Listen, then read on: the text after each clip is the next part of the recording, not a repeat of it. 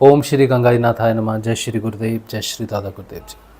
आप सभी का आज के सत्संग में बहुत बहुत स्वागत है। और आज का जो सत्संग है, इसके लिए मैं आपसे एक प्रार्थना ये करूँगा कि आप ये सत्संग अगर पूरा देखेंगे तो आपको, अगर आप कोई भी ध्यान साधना कर रहे हैं तो आपको कोई दिक्कत नहीं होगी उस ध्यान साधना को समझने में। क्योंकि कई बार हम किसी न किसी गुरु के संपर्क में आते हैं, नाम जप और ध्यान, नाम जप ले लेते हैं, ध्यान के बारे में जान नहीं पाते। और जब हम नाम जपना शुरू करते हैं तो हमारे शरीर में परिवर्तन आने शुरू होते हैं। फिर हमारे मन में बहुत सारे प्रश्न आते हैं, लेकिन हम किससे पूछें? क्योंकि जिन गुरु से आपने कभी कभी दीक्षा ली होती है वो या तो शरीर में नहीं होते, और उनकी तरफ से कोई ऐसा माध्यम नहीं होता, कुछ लिखी हुई ऐसी पुस्तक नहीं होती जो आपका आगे मार्गदर्शन करे कि अगर आप में ऐसे परिवर्तन आएंगे तो आपको क्या करना चाहिए। तो आपसे निवेदन है आपकी भलाई के लिए कि अगर आप ये आज का जो वीडियो है अगर ये पूरा देख लेंगे, 1 घंटा मैं बोलूँगा और उसके बाद कुछ प्रश्न रहेंगे, वो प्रश्न उत्तर के हिसाब से भी आपको समझ में आएगा। तो कितना लंबा वीडियो होगा ये तो मुझे नहीं पता, लेकिन 1 घंटे का तो आप ज़रूर धैर्य रखिए देखने के लिए। तो इसमें हम आज जो जानकारी लेंगे वो ये कि जब हम नाम जप करते हैं तो नाम जप से साधना जब आगे बढ़ने लग जाती है तो हमें किन बातों का ध्यान रखना चाहिए, और जो परिवर्तन हम में आ रहे हैं उन्हें हमें जो समझना है तो कैसे हम उनको समझें। और कहीं अगर ध्यान साधना रुक गई है ऐसा लग रहा है तो आगे कैसे बढ़ना है उसमें। तो ये बहुत महत्वपूर्ण है।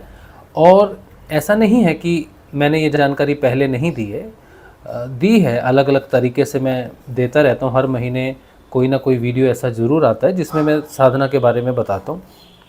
लेकिन हर रोज़ कम से कम 5 और 7 लोग या इससे ज़्यादा, कई बार 10 या 15 लोग रोज़ हमसे जुड़ते हैं, ध्यान साधना से जुड़ते हैं। तो कुछ तो पूछ लेते हैं साहस करके कि हमें क्या करना चाहिए, लेकिन कुछ नहीं भी पूछते हैं। वो सिर्फ वीडियो देखते हैं, अच्छा लगता है उनको, लाइक करते हैं, सब्सक्राइब भी कर लेते हैं बेचारे, लेकिन फिर आगे भूल भटक जाते हैं, फिर चले जाते हैं। तो मैं आपसे ये निवेदन करूँगा कि आप सब्सक्राइब मत कीजिए, चैनल को सब्सक्राइब करने की ज़रूरत नहीं है, ठीक है। आप चीज़ को समझिए। अगर तो आपको साधना करनी है, अगर आप साधन पथ पर आगे जाना चाहते हैं, आपको रेगुलर मार्गदर्शन की ज़रूरत पड़ती है, प्रश्न है, तब तो आप सब्सक्राइब करो, किसी चैनल के साथ जुड़ो तो ठीक से जुड़ो, नहीं तो फिर ज़रूरत नहीं है। आप एक वीडियो देखें, आपको जानकारी मिली, ठीक है, इट्स ऑल राइट, कोई दिक्कत नहीं है मुझे, आप वैसे ही आगे बढ़िए, ठीक है। तो शुरू करते हैं ध्यान साधना के विषय में। अब जो भी नया व्यक्ति कोई जुड़ेगा जिसे हम ध्यान साधना की जानकारी देंगे, उसे हम ये वीडियो भी साथ में भेजेंगे, ठीक है। तो आप अगर नए जुड़े हैं और ये वीडियो रिकॉर्डेड देख रहे हैं भविष्य में, तो आप इस वीडियो को कृपया पूरा देख लीजिए। तब आपको जो साधना, सिद्ध योग की साधना है, जो साधना हम कर रहे हैं, जिससे हमारे अंदर ये सब परिवर्तन आए हैं, जिसके कारण हम ये अपनी चेतना का प्रचार प्रसार कर पाते हैं। तो अगर आप सिद्ध योग साधना में हैं तो भी आपको ये वीडियो जो है बहुत लाभ देगा समझने में। और अगर आप सिद्ध योग साधना में नहीं हैं और सिद्ध योग साधना में आना चाहते हैं, पहले हैं, नए हैं, तब भी आपको ये वीडियो बहुत जानकारी देगा। और अगर आप कोई साधना कर रहे हैं और अच्छे से कर रहे हैं तो भी बहुत अच्छी बात है, तब भी आपको ये जानकारी जो है वो साधना में आने वाले परिवर्तनों के प्रति जागरूक रखेगी, ठीक है। शुरू करते हैं तब, चलिए। तो ये वीडियो जैसे मैं बना रहा हूँ, तो आज एक महिला है, बहुत वृद्ध हैं, 75 ईयर्स उनकी एज है। तो उन्होंने मुझे फ़ोन किया आज। तो उन्होंने मुझसे पूछा कि बेटा मुझे ये साधना करनी है, ऐसे ऐसे आप मुझे बताइए। नाम जप रहे हैं, ध्यान कर रहे हैं, तो एक आवाज़ हमको सुनाई दे रही है। तो अब हमारे सामने जो सबसे बड़ी दिक्कत है कि हम मैया को कैसे समझाएं। अब एक तो वो 75 वर्ष की हैं, दूसरा ये जो टेक्नोलॉजी है, व्हाट्सएप है, इन सब से तो उनकी जानकारी कम ही होती है क्योंकि वृद्ध हैं, अभी ये तो नई टेक्नोलॉजी हैं। और फिर हमें बड़ी दिक्कत होती है कि हम कैसे माँ जी को सब समझाएं, शुरू से अंत तक कैसे करें। तो हमें बड़ी दिक्कत होती है इस चीज़ से कि हम समझा नहीं पा रहे किसी तरह। कोई एक वीडियो ऐसा होता जो ऐसे साधक को भेजते, नए साधक को भेजते, और वो ये वीडियो पूरा देख लेता और उसके जो समस्या है वो शोधन हो जाता उसका। तो उसको विचार में रखकर ये वीडियो मैं वैसे ही बना रहा हूँ जैसे आपको कुछ भी मालूम नहीं है। अगर आपको सब कुछ मालूम है और आपको लगे ये तो मुझे पता है, ये क्या ही बोल रहा है, तो हमें क्षमा करें। लेकिन हम चाहते हैं कि ये इस तरह से वीडियो बने कि जिसे कुछ भी नहीं पता, जैसे वो माँ जी हैं 75 वर्ष की हैं, इसी तरह से कोई 80 वर्ष का भी जब हमें संपर्क करता है तो हमें बड़ी दिक्कत होती है कि टेक्नोलॉजी के माध्यम से हम इनको कैसे जानकारी दें। ठीक है, चलिए तो सबसे पहले शुरू करते हैं। जब हम भगवान का नाम जप करते हैं तो भगवान के नाम जप से हमारे अंदर परिवर्तन आते हैं।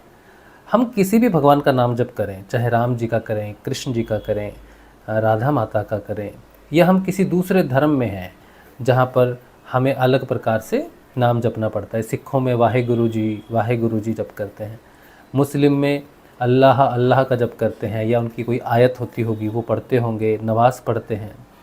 इसी तरह से ईसाइयों में भी अलग तरह से प्रार्थनाएं की जाती हैं, या उनका जो मंत्र होता होगा उसको जपते होंगे। तो जब भी हम किसी मंत्र को जपते हैं हमारे आध्यात्मिक विकास के लिए, या फिर हमारा जो धर्म है उसमें रहकर हम पुण्य के लिए या फिर भगवान के नाम जप के लिए जब भी कोई नाम जप करते हैं तो वो नाम जप जो है वो हम में परिवर्तन करता है। जब भी कोई व्यक्ति सकारात्मक रूप से आगे बढ़ना चाहता है तब वो नाम परिवर्तन अवश्य करता है। सकारात्मक व्यक्ति में वो जो परिवर्तन आता है वही व्यक्ति आगे बढ़ता है।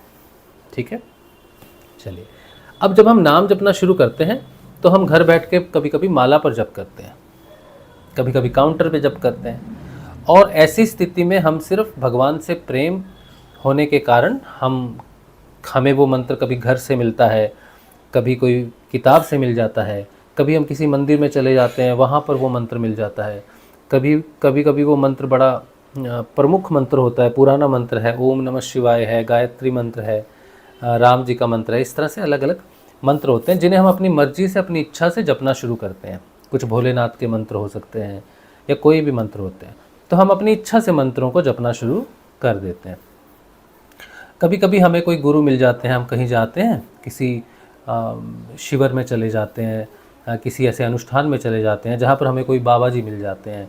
हमें उन्हें देखकर लगता है कि ये बड़े सिद्ध पुरुष हैं और हमारा भला कर देंगे, हमारी भौतिक समस्याओं का समाधान कर देंगे। तो हम उनसे पूछ लेते हैं कि हमें कुछ मार्ग बताइए, कुछ नाम जप बताइए, कुछ बताइए जिससे हमारी समस्याएं का समाधान हो। तो वो भी अपनी इच्छा अनुसार या फिर जैसे वो जिस चीज़ में विश्वास करते हैं वो नाम दे देते हैं। तो इस तरह से नाम जप किसी न किसी प्रकार से हमारे जीवन में आ ही जाता है। अब इसको जपते जपते कई वर्ष निकल जाते हैं, और जब कई वर्ष निकल जाते हैं तो हम उस नाम के साथ एक तरह से जुड़ जाते हैं। वही नाम हमें सबसे पहले याद आता है। हर मुसीबत में, हर समय, सोते समय, खाते समय, कोई भी क्रिया करते समय वो मंत्र हमें याद आता है। हम माला पर जप करते हैं तो वही मंत्र हमें याद आता है।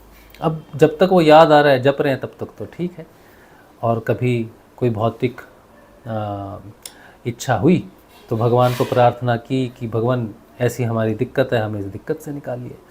और जब हमारी श्रद्धा बहुत बढ़ जाती है तो फिर हम सुबह उठते हैं, नहा धोकर ब्रह्मचर्य का पालन करके या इस तरह के अनुष्ठान करके भी हम मंत्र को जपना शुरू कर देते हैं। तो ये भी हमारे नियम का हिस्सा बन जाता है कि हम सुबह नहा धो के उठ के कोई माला ले लें, तुलसी की माला ले लें या फिर रुद्राक्ष की माला ले लें या कोई भी माला ले लें, उसके ऊपर हम जप करना शुरू कर देते हैं। जब हम जप करना शुरू कर देते हैं तो हमारी आंखें बंद हो जाती हैं जप करते समय। कई बार तो हम आंखें खोल के जप करते हैं और कई बार हम आंखें बंद करके जप करना शुरू करते हैं। जब हम किसी भी मंत्र का जप शुरू करते हैं, किसी भी नाम जप को शुरू करते हैं और हमारी आंखें जब बंद हो जाती हैं, तब बाहर का अंधेरा हो जाता है और यहाँ से शुरू होता है अंदर की यात्रा। जब भी हम कोई नाम जप करते हुए आंखें बंद कर लेते हैं तब वो नाम जप हमें अपने अंदर लेके जाना शुरू होता है। आंखें बंद होने का मतलब ही है कि हम बाहर नहीं हैं, हम अंदर हैं। तो जैसी आंखें बंद होती हैं तो सबसे पहली घटना जो घटती है नाम जपते समय वो है विचार शुरू हो जाते हैं। तो ये विचार क्यों आते हैं? तो कुछ लोग ये सोचते हैं कि जब हम नाम जपते हैं तो हम ध्यान लगाते हैं नाम जपते समय तो हमें विचार बहुत बढ़ जाते हैं। तो ये क्यों होता है? क्योंकि अंदर की यात्रा है। नाम जब आंखें बंद करके हम अपने अंदर जाते हैं। हमारे अंदर जो है, पहले तो ये शरीर होता है जिसका विचार हमारे प्रति आता है कि हम बीमार हैं, कोई बीमारी है, या शरीर के प्रति जो भी दुख है या जो भी इच्छा है, महत्वाकांक्षा है, वो शरीर से जुड़ी हुई चीज़ों के विचार आ सकते हैं। या फिर शरीर में कोई ऐसी, जब आप आंखें बंद करेंगे, नाम जपना शुरू करेंगे तो फिर आप देखेंगे हमने पलथी मारी है तो मेरा पैर दर्द हो रहा है, फिर पलथी चेंज कर ली। फिर देखा ये है वो है, तो शरीर के विचार आते हैं पहले, ठीक है। फिर जपते रहते हैं तो फिर हमें आगे का जो हमारे अंदर जो रास्ता है वो है प्राण का। ये प्राण क्या चीज़ होती है? प्राण होता है भाव। भाव मतलब हमारे इमोशंस होते हैं कि ये मेरा पुत्र है, ये मेरी पुत्री है, ये मेरे पिताजी है, ये मेरे माताजी हैं, जिनसे हमारा संबंध जुड़ा हुआ है। चाहे वो प्रेम का हो, चाहे वो मित्रता का हो, चाहे वो फिर घृणा का हो या फिर शत्रुता का हो। जितने भी रिश्ते इस संसार में हमारे जुड़ते हैं वो प्राण के कारण जुड़ते हैं। तो हमें फिर अपने रिश्तों के बारे में, अच्छे लोगों के बारे में, बुरे लोगों के बारे में, दुश्मनों के, ईर्ष्या के, इन सब के विचार आते हैं। नाम जपते समय आते हैं विचार। ये अंदर की यात्रा हो रही है।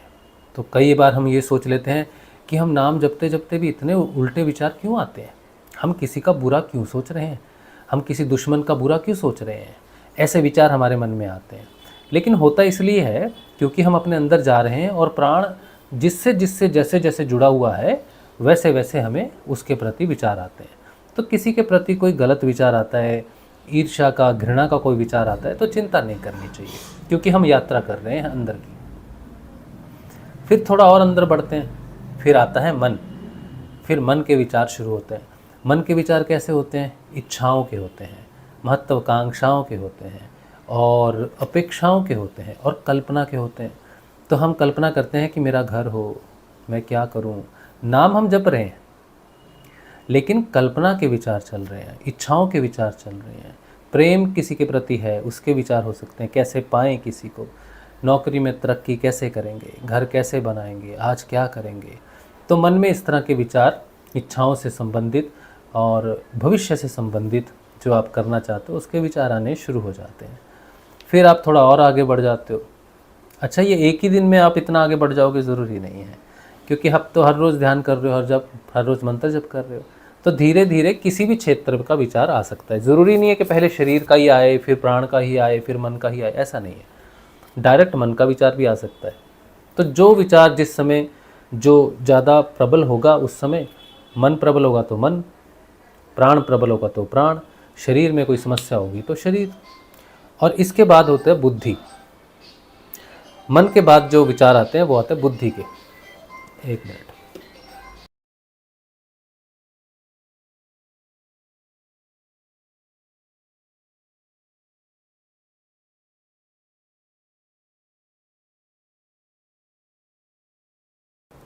चलिए, तो मन के बाद जो विचार आता है वो है बुद्धि का विचार। अब बुद्धि क्या सोचती है, क्या सही है, क्या गलत है, मैंने ऐसा क्यों किया, मैंने उसके साथ ऐसा क्यों किया। जो स्मृतियां हैं, जो पुराने कर्म हैं, जो पुराने बंधन हैं, जो पुराना आपने कुछ किया हुआ है, कर्म है, किसी के साथ प्रेम संबंध हो सकता है, कोई आत्मीय सज्जन हो सकता है जिसके साथ आपने अच्छा समय बिताया है, या आपसे कोई भूल हुई है, या आपने कोई गलती की है, उसकी क्षमा, प्रायश्चित जैसी चीज़ें जो हैं, या ग्लानि जैसी चीज़ें हैं, या प्रसन्नता है, या कोई पुरानी कोई समय, कोई मित्रों की याद, कुछ ऐसा सुहावना समय, माता पिता का समय जो आपने बहुत अच्छे से बिताया हो, तो ये पुरानी स्मृति में भी चला जाता है।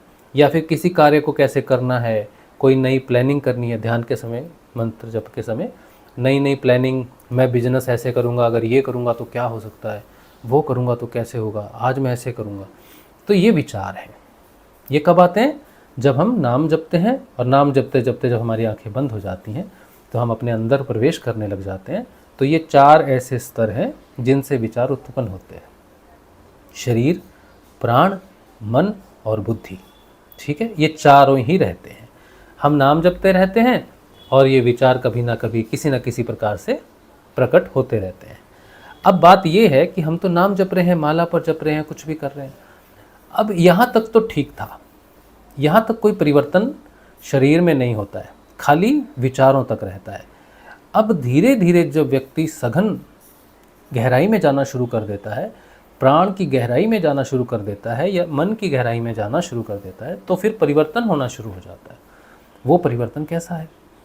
जब हम नाम जपते जपते कई वर्षों से पूरी एकनिष्ठ भावना से, प्रेम से वो नाम जपना शुरू करते हैं, तब हमारे शरीर में हमारा जो ये शरीर है ना, ये शरीर है ना पूरा, तो यहाँ पर जो हमारी छाती ख़त्म होती है, ठीक है, ये छाती यहाँ ख़त्म हो रही है, इसके नीचे नीचे जगत है, भवसागर है, ठीक है, सारा संसार है इसके नीचे। और ये छाती से ऊपर ऊपर यहाँ तक भी संसार है। एक संसार ऊपर का, एक संसार नीचे का। जब हम नाम जब से भक्ति भाव में प्रवेश कर जाते हैं तो हमारी चेतना जो है, हमारी जागृति जो है, वो यहाँ से ऊपर उठ जाती है, छाती के क्षेत्र में प्रवेश कर जाती है। छाती का क्षेत्र भाव का क्षेत्र है, प्राण का क्षेत्र है। मैंने कहा ना, शरीर से आगे कौन सा शरीर है? प्राण शरीर है, भाव शरीर है। जैसे ही हम अपने भाव शरीर में प्रवेश कर जाते हैं नाम जप से, फिर प्राण ऊपर उठना शुरू होता है। यहाँ से होती है समस्या शुरू। यहाँ से आगे आपको मार्गदर्शन की आवश्यकता पड़ती है। अब जैसे ही किसी व्यक्ति का नाम जपने से या जो भी अनुष्ठान वो कर रहा है, उस अनुष्ठान के कारण जब उसके प्राण ऊपर उठने लग जाते हैं यहाँ से, तब इसके साथ ही उसको सिर में भी दबाव महसूस होना शुरू हो जाता है। सिर में दबाव महसूस होता है। ये माथे पर, जिसे हम आज्ञा चक्र कहते हैं, इसमें दबाव महसूस होना शुरू हो जाता है, दर्द होना शुरू हो जाता है। अब वो समझ नहीं पाता है कि क्या हो रहा है। इसके साथ ही जैसे ही वो, ये जो छाती का क्षेत्र मैंने आपको बताया ना, छाती का क्षेत्र, छाती के क्षेत्र में जैसे ही वो प्रवेश करेगा तो एक आवाज़ आनी शुरू हो जाती है।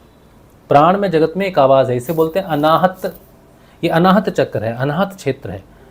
तो इसमें जब चेतना प्रवेश कर जाती है भक्ति से, भाव से, प्रेम से, तो हमें कान में आवाज़ आनी शुरू हो जाती है। इस कान से भी आ सकती है, इससे भी आ सकती है, कोई भी कान से आपको आवाज़ आ सकती है। ठीक है। अब जब ये आवाज़ आने लगती है तो वो झिंगूर की जो रात का सन्नाटा होता है उसके जैसी आवाज़ आनी शुरू हो जाती है। या फिर अलग अलग प्रकार की, आज एक किसी साधक ने हमको भेजा मैसेज कि मुझे इस पे व्हाट्सएप यूट्यूब पे भेजा था। कहते हैं मुझे भेड़िए की आवाज़ सुनाई दी ध्यान करते समय, मैं नाम जप रहा, मुझे भेड़िए की आवाज़ सुनाई दी, तो मैं बड़ा डर गया, मुझे बताइए क्या है। तो हमने उनसे कहा, अच्छा भेड़िए की आवाज़ आए, शेर की आवाज़ आए, झिंगुर की आवाज़ आए, तोता मैना की, चिड़िया की, किसी की भी आवाज़ आए, आपने डरना नहीं है। ठीक। अब आप नाम जब ध्यान करते हो तो जब आपके कान से आवाज़ आनी शुरू हो जाती है, आज्ञा चक्कर पर प्रेशर पड़ता है, माथे पर बहुत जोर प्रेशर पड़ता है, ड्रिलिंग होती है, वो ड्रिल मशीन होती है ना, वो ड्रिल मशीन होती है, चींटियाँ काटती हैं, सिर में प्रेशर पड़ता है और सिर में गोल गोल गोल गोल कुछ घूमता रहता है। ये वो पॉइंट है जहाँ पर आपकी खोज शुरू होती है। यहाँ पर आप परेशान हो जाते हो, यहाँ पर आप सोचते हो कि क्या हो रहा है, किससे पूछें, जिससे नाम लिया था, जिन्होंने नाम दिया था उससे पूछेंगे, किससे जाएं, कहाँ जाएं, ये तो बड़े बड़े गुरुजी हैं, बड़े बड़े मतलब इनके मंच हैं, इन तक तो पहुंचना बड़ा मुश्किल है, इनको फ़ोन कैसे लगाएं, इनको हम अपनी समस्या कैसे बताएं। तो यहाँ पर जो साधक है वो बड़ा परेशान हो जाता है ना, हो जाता है। अब इसके आगे जो है, ये जो सारी चीज़ें हो रही हैं आपकी, ये किस कारण हो रही हैं?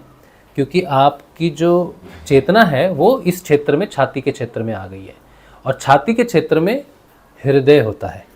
एक तो ये हृदय है जो हमारे दिल, जिसे हम दिल बोलते हैं, धड़क रहा है ना, ये वाला वो दिल की बात मैं नहीं करता हूँ। हमारा जो, आप जो नाम जप करते करते कहाँ पहुँचे हैं? प्राण जगत में पहुँच गए हैं। तो हमारे शरीर के अंदर में ऐसा ही शरीर है जो प्राण से बना हुआ है, जिसे हम प्राणमय कोश या भावमय शरीर बोलते हैं। उसमें सिर्फ प्राण है, भाव है। तो यहाँ पहुँच गए, मतलब दूसरे शरीर में पहुँच गए। वो शुरू ही यहाँ से होता है। ठीक है। अब वो यहाँ पर, उसके अंदर में एक गेट है, एक दरवाज़ा है, प्राण में शरीर में एक दरवाज़ा है। उस दरवाजे को हम बोलते हैं आत्म जागृति का दरवाज़ा, भगवान के योग का दरवाज़ा। अब वो दरवाजे की चाबी जो है वो आपके पास नहीं है। आपके पास जो नाम जप है, भगवान का नाम जप है, वो आपको वहाँ तक तो लेके आ गया। ठीक है।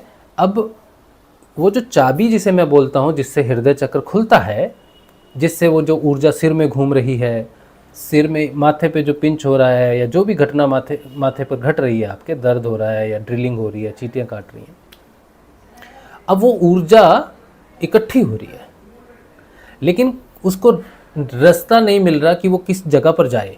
क्योंकि प्राण में क्षेत्र में जो भी ऊर्जा जागृत होती है, प्रकट होनी शुरू हो जाती है, फील होनी शुरू हो जाती है, इससे पहले वो महसूस नहीं होती थी। अब वो सिर में महसूस होने लग गई, छाती में भी ऊपर उठ जाती है, गले में ऐसा लगता है गले में कुछ अटका हुआ है। अब ये कोई समस्या नहीं है, ये आप साधना में आगे बढ़ गए हैं, घबराने की ज़रूरत नहीं है। तो आप खोज करते हैं ना, खोज शुरू करते हैं।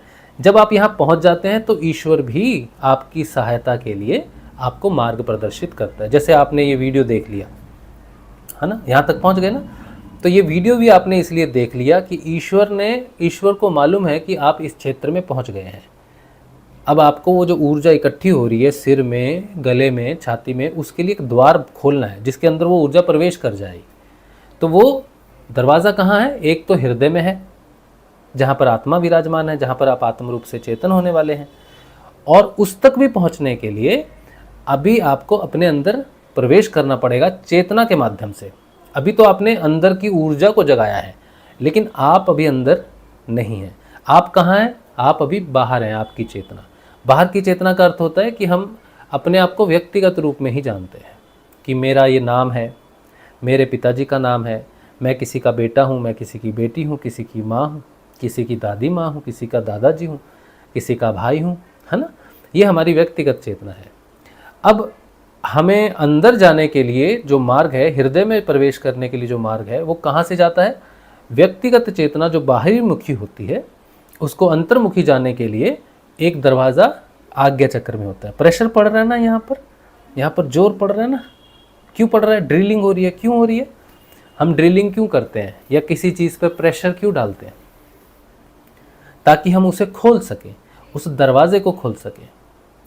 अब ये जो प्रेशर पड़ रहा है, जो ड्रिलिंग हो रही है, इसको आप नहीं खोल सकते। जितना भी नाम जपोगे ना, ये नहीं खुलेगी, बस प्रेशर बढ़ता जाएगा।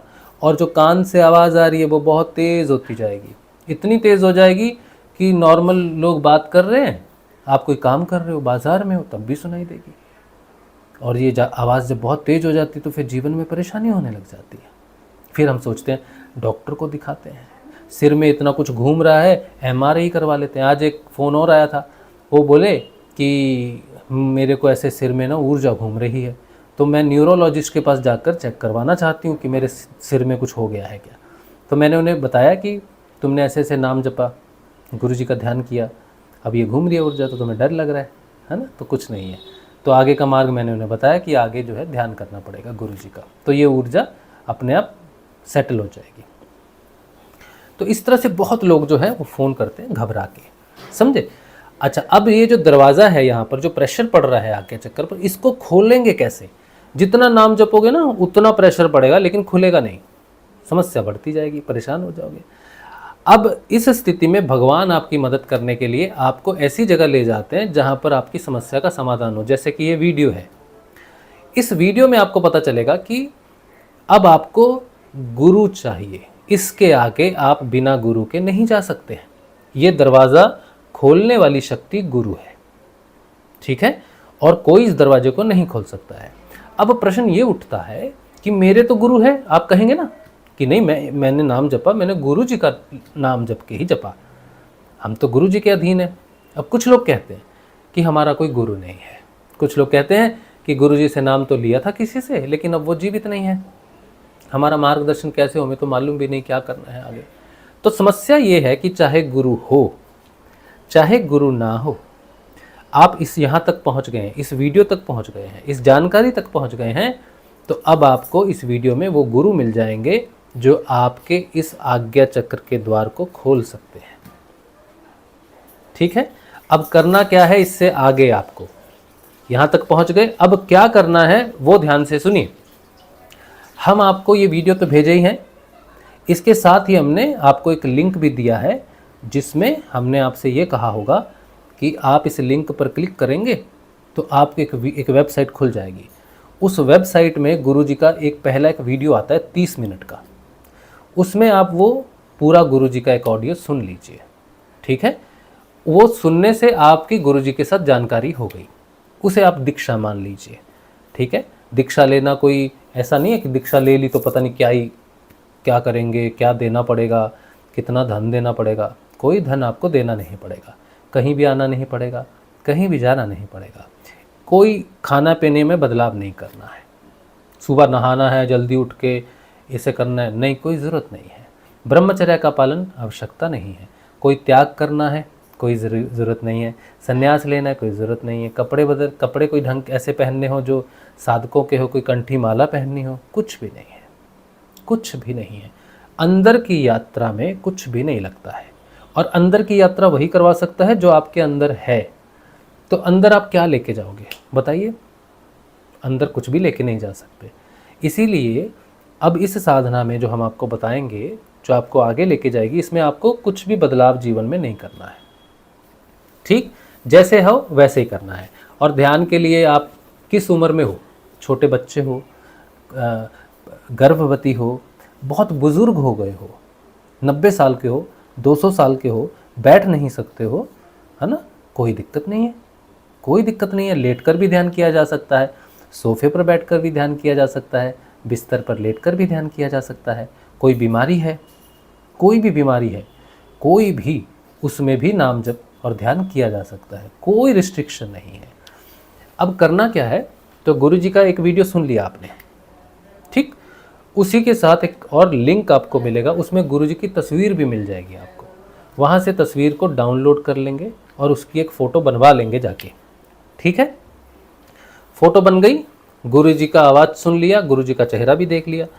उसके बाद 2-3 छोटे वीडियो लगा रखे हैं, 1-1 मिनट के हैं, 1 मिनट का या 2 मिनट का होगा, छोटा छोटा गुरु जी का वीडियो है। 30 मिनट का वीडियो सुनने के बाद वो 2-2 मिनट के वीडियो सुन लेना। उसमें गुरु जी ने क्या बताया है, गुरु जी ने मंत्र का उच्चारण बताया है, कैसे करना है। कई बार गुरु जी से मंत्र मिल जाता है तो हम सोचते हैं कि मंत्र का उच्चारण कैसे करेंगे, तो गुरु जी ने अच्छे से बताया है कि मंत्र राधा और कृष्ण का है, और भौतिक सुख भी देगा, और बीमारियों को भी ठीक करेगा, और आध्यात्मिक उन्नति भी देगा, और आपको मोक्ष तक की यात्रा करवाएगा आत्म जागृति करवा के, और आपको कहीं आना जाना नहीं है। ठीक, एक छोटा सा वीडियो है, वो 2 मिनट का है गुरु जी का। उसमें गुरु जी ने कहा कि देखो, बात ठीक से समझो कि जब आपके जीवन में गुरु जी आ जाते हैं, जो समर्थ सदगुरुदेव हों, योगेश्वर हों, आपकी आत्मा को चेतन कर सकते हो, तब आपको क्या करना चाहिए? आपको पूर्ण समर्पण उन गुरु को करना चाहिए। पूर्ण समर्पण का क्या अर्थ है? गुरु जी कहते हैं देखो, तुम यहाँ तक पहुँचे, कोई ना कोई मंत्र जप के पहुँचे, तुम्हें भगवान से, कृष्ण से प्रेम है, शिव से प्रेम है, शिव के बिना तुम नहीं रह सकते, कृष्ण के बिना तुम नहीं रह सकते, या तुम्हारी कोई इष्ट है, तुम्हारी कोई कुल देवी है, या जिससे भी तुम बड़ा प्रेम करते हो, उसके नाम जप के बिना तुम रह नहीं सकते। हनुमान जी से बड़ा प्रेम करते हो, चालीसा, दुर्गा सप्तशती, या कुछ भी ऐसा अनुष्ठान आप करते हो जिसे आप छोड़ नहीं सकते हो। लेकिन आपको ये जानना होगा कि जिससे भी आप प्रेम करते हैं, जो भी नाम जप कर आप आए हैं, उसी की कृपा से, उन्हीं के आशीर्वाद से गुरु की प्राप्ति होती है। गुरु तक ऐसे नहीं पहुंचा जा सकता।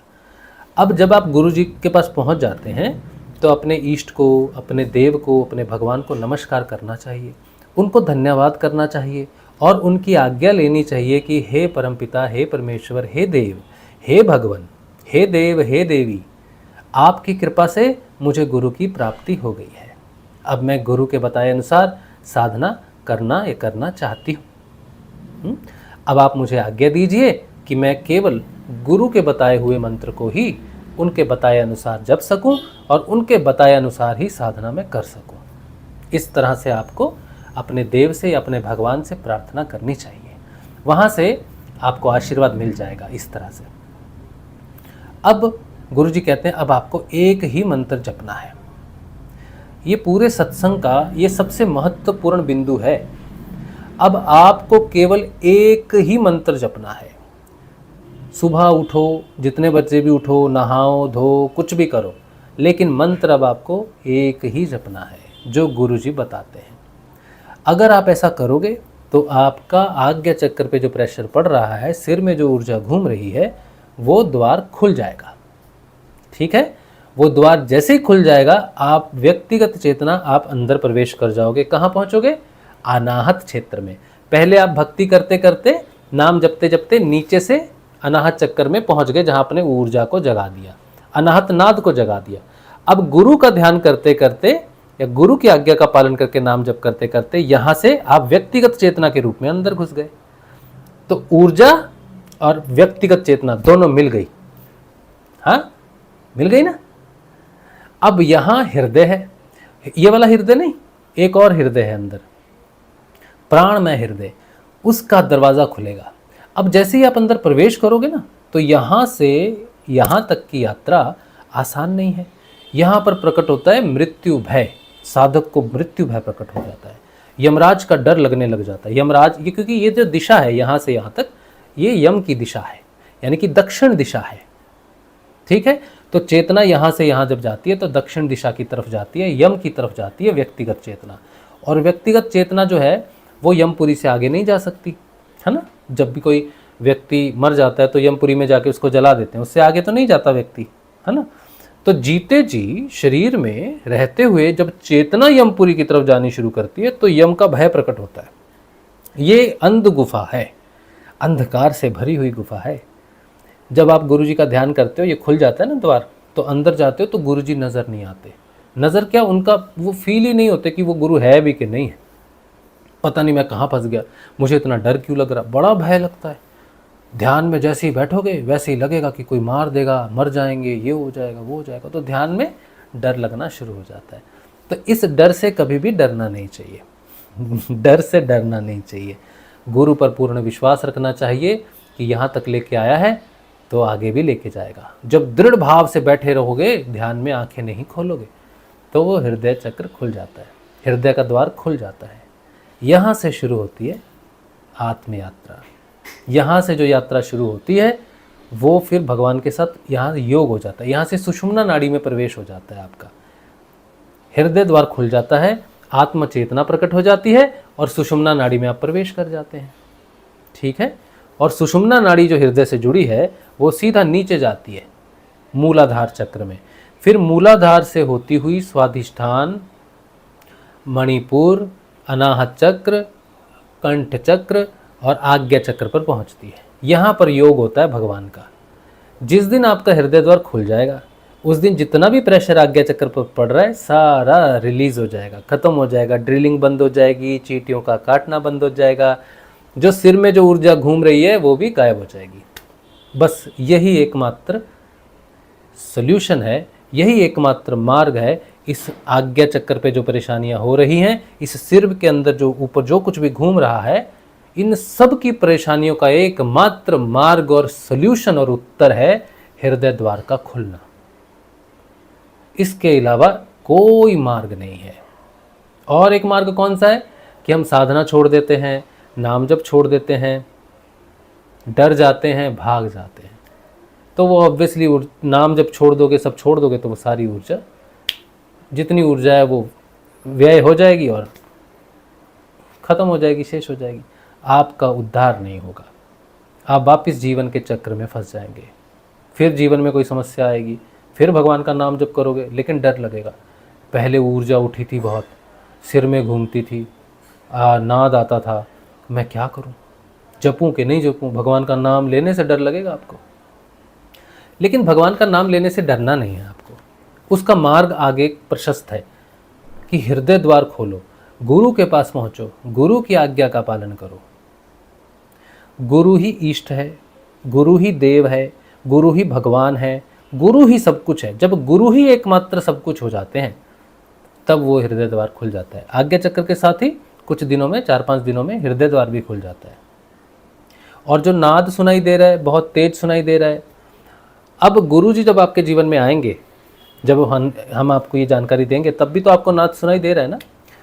तो ये बात भी ध्यान से समझ लीजिए कि आप अगर नाम जपना शुरू करोगे, जो गुरु जी जो नाम देंगे आपको, आप उसे जपोगे ना, तो वो नाद तेज होना शुरू हो जाएगा।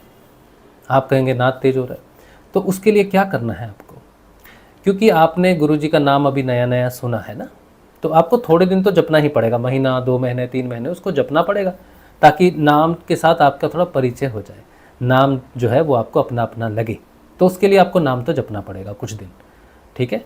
आपको कुछ दिनों में उसका अजपा जाप लग जाएगा, वो अपने आप ही आपको याद आने लग जाएगा, बिना याद करे वो जप चलने लग जाएगा, वो चेतन मंत्र है। लेकिन नाद को तो धीमे करना है ना। तो क्या करेंगे, तो जब आप शाम को और सुबह गुरु जी के चित्र के सामने, गुरु जी की तस्वीर के सामने ध्यान करने के लिए बैठेंगे, तब पहले गुरु जी की तस्वीर को देख लेंगे। मैं दिखा दूं आपको तस्वीर गुरु जी की, चलो तस्वीर मैं दिखा देता हूं। जो गुरु जी की तस्वीर आपको मिलेगी जो इनका मंत्र मिलेगा वो कैसे दिखते हैं, कितने सुंदर दिखते हैं। ये हैं वो गुरुजी, ये हमारे गुरुजी हैं। इन्होंने ही हमें ये मार्ग दिया, इन्होंने ही हमें ये चेतना दी और इन्होंने ही हमको सब कुछ समझाया है और इन्हीं की कृपा से हम आपको जानकारी दे पा रहे हैं। ये हमारे प्रभु, हमारे भगवान, हमारे ईष्ट, हमारी आत्मा हैं। इनका नाम है समर्थ सद्गुरुदेव श्री रामलाल जी स्याग। और पीछे वो देख रहे हैं ना दाढ़ी वाले बाबा, दाढ़ी वाले बाबा इनके गुरुदेव हैं, यानी कि हमारे दादा गुरुदेव हैं।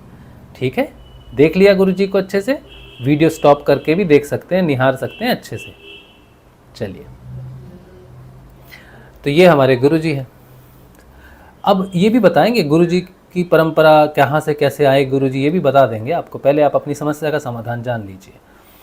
अब आपको क्या करना है, नाद को धीमे करने के लिए आपको ध्यान में पहले गुरु जी की फ़ोटो को नमस्कार करके कहना है, गुरु जी 15 मिनट के लिए हमारा ध्यान केंद्रित कर दीजिए। ठीक है, गुरु जी के सामने फ़ोटो देख के प्रार्थना कर ली और फिर गुरु जी को वो मंत्र जो है, जो गुरु जी का मंत्र आपको मिलेगा, संजीवनी मंत्र, उसको आपने मन ही मन जपना है। अब गुरु जी को देखना कैसे है, आंखें बंद करके, ये जो आज्ञा चक्कर सहज भाव से देखना है। सहज भाव से आंखें बंद कर ली, यहाँ पर गुरु जी के चित्र को लाने की कोशिश करनी है, सोचने की कोशिश करनी है। अब आप कहेंगे हमें गुरु जी दिखाई नहीं देते हैं। अरे आंखें बंद करके कैसे दिखाई देंगे? आपको गुरु जी के चित्र को यहाँ पर बस सोचना है, प्रयास करना है कि आप उन्हें देखने का प्रयास करें। ठीक है, ये ध्यान है। इस तरह से ध्यान करते हैं और जैसे ही आपने 1-2 बार मंत्र जपना है, आपका जो ध्यान है ना, ऑटोमेटिकली आपके कान पर चला जाएगा, वो नाद पर चला जाएगा जो सिर से आ रही है आवाज़। अच्छा, कान से आवाज़ नहीं आती है, मैं जानता हूँ, किसी कान से आवाज़ नहीं आती, आवाज़ सिर में ही घूमती है, लेकिन सुनने के माध्यम से हम बोलते हैं कि कान से आवाज़ आ रही है। तो जैसे ही गुरु जी को प्रार्थना करेंगे कि 15 मिनट के लिए ध्यान केंद्रित कर दो, 15 मिनट से ज़्यादा नहीं मांगना। ठीक है, क्यों? क्योंकि ध्यान गर्मी पैदा करता है। तो 15 मिनट से ज़्यादा करोगे ना तो 10 दिन, 15 दिन, महीना, फिर गर्मी पैदा हो जाएगी शरीर में, फिर दिक्कत हो जाएगी, है ना? तो वो नहीं करना। तो ऐसा मत सोचना कि लंबा ध्यान करने से ज़्यादा बेनिफिट होता है। ध्यान जब अपने आप लगने लगेगा, जिस दिन आप आत्म रूप से चेतन हो जाओगे, ध्यान अपने आप लगने लग जाएगा, तब आधा घंटा, 3 घंटे, 6 घंटे पता भी नहीं चलेंगे, है ना? तो जब ध्यान लगेगा तब कोई दिक्कत नहीं है। लेकिन जब तक तुम ध्यान लगा रहे हो, जब तक तुम ध्यान में बैठ रहे हो या लेटे लेटे ध्यान कर रहे हो, तब तक तुमको गुरुजी से 15 मिनट के लिए ही प्रार्थना करनी है। ठीक, अब 15 मिनट में नाम जपोगे। जैसे ही नाम जपोगे, पहली दो तीन बार नाद आ जाएगा। फिर नाद को ध्यान से सुनना। बहुत, कौन सी आवाज़ है, किसी की भी आवाज़ हो, किसी जानवर की आवाज़ है, कई बार लोग बातें करते हुए भी सुनाई देते हैं, कई बार बांसुरी की आवाज़, कई बार किसी मृदंग की आवाज़, ढोल की आवाज़, घंटी की आवाज़, झिंगूर की आवाज़ या सीटी की आवाज़, कोई भी आवाज़ सुनाई देती है आपको, आपने उसी पर केंद्रित करना है। वो अपने आप बदलती रहेगी, कभी कोई आवाज़ आ जाएगी, कभी कोई आवाज़ आ जाएगी, पकड़ नहीं पाओगे आवाज़ को। ठीक है, तो यही नाद अध्ययन कहलाता है। कान में कोई रुई ठूस कर या वो हेडफोन लगाकर बंद करके सुनना और काम करते रहना, ऐसा नहीं करना। नाद अध्ययन का मतलब है कि जब नाद को सुनो तो बस नाद को ही सुनो, दूसरा कोई काम नहीं करना है आपको। ठीक, तो ध्यान में बैठकर 2 समय आपको नाद का अध्ययन करना है और रात को सोने से पहले, ठीक, सोने से पहले कान बंद करके या तकिए से लगाकर उसको सुनो या ऐसे ही सुन लो तो नींद आ जाएगी। अब नींद आएगी तो 15-20 मिनट के बाद वो नींद टूट भी जाएगी। फिर उसके बाद सो जाना आराम से। फिर रात को 2:30-3 बजे वाली नींद नहीं टूटेगी, फिर सुबह तक अच्छी नींद आएगी। ठीक है, और कई बार नाद आ जाने से नींद कम हो जाती है, कई बार नींद बहुत बढ़ जाती है। व्यक्ति सुबह भी सोता रहता है, शाम को भी सोता रहता है, दिन को भी सोता रहता है, रात को भी सोता रहता है, बोलते क्या हो गया? तो ये भी ध्यान के कारण होता है। और बिल्कुल कम हो जाएगी नींद, सिर्फ 2-4 घंटे ही सो पाओगे, वो भी ध्यान के कारण होता है। तो नींद कम हो जाए, ज़्यादा हो जाए, घबराना नहीं है, बस इस प्रक्रिया से चलना है। बाकी समय, क्योंकि नए हो ना अभी, तो नए हो तो बाकी दिन भर नाम जप लेना। ठीक है, अब 3-4-5 महीने हो जाएंगे, नाम के साथ परिचय हो जाएगा अच्छे से, फिर नाम जपने की आवश्यकता नहीं पड़ती, क्योंकि वो नाम अपने आप अजप जाप के रूप में चलता है। अब कुछ लोगों को मालूम नहीं चलता कि मुझे अजप जाप लगा है कि नहीं लगा है, उसकी चिंता नहीं करनी है आपको। अभी नाद आ गया है ना, तो ध्यान में नाद को सुन लेना है। जब अजाप चल रहा है नहीं चल रहा है उसकी चिंता नहीं करनी चाहिए। जब आप आगे बढ़ जाओगे साधना में तो सारी चीज़ें अपने आप धीरे धीरे पता चल जाएंगी। ठीक है, अब ऐसे ही चलना है। और जो भी परिवर्तन आएंगे, अब होगी एक और चीज़ होगी। जिस दिन आप पहली बार गुरु जी का ध्यान करोगे उस दिन आपके अंदर एक शक्ति जागृत हो जाएगी। उस शक्ति का नाम है कुंडलिनी शक्ति। कुंडलिनी शक्ति जब जागृत हो जाती है तो अपने आप आपके शरीर में क्रियाएं करवाती है।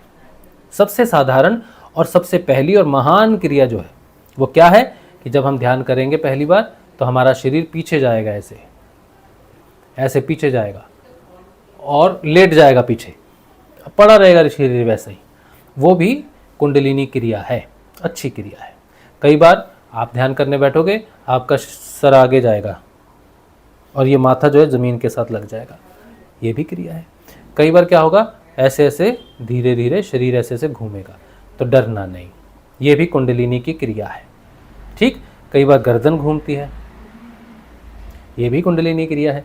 कई बार रोना आता है, आँख से आंसू आते हैं बिना वजह, ये भी क्रिया है। कई बार हंसी आती है, ये भी क्रिया है। कई बार उल्टी भी आ सकती है, उल्टी का भाव भी हो जाता है कई बार, तो ये भी क्रिया है।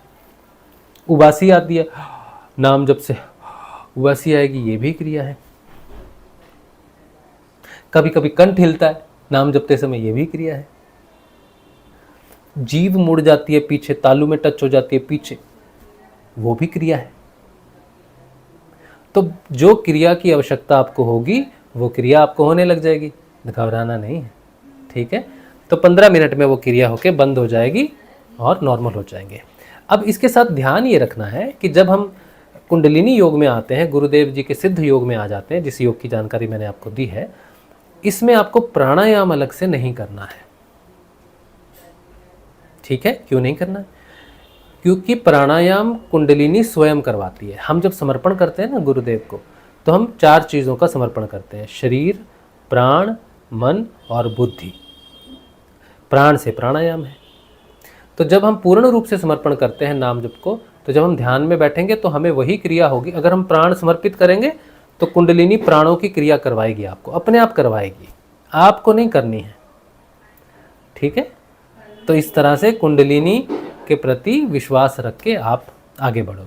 अच्छा, कुछ लोग ये कह सकते हैं कि हम तो, जैसे कुछ जानकार हैं हमारे, वो पुलिस में है या फिटनेस एकेडमी में है, डांस में है, या फिर ऐसी जगहों पे है जहाँ पर एक्सरसाइज करनी बड़ी ज़रूरी होती है।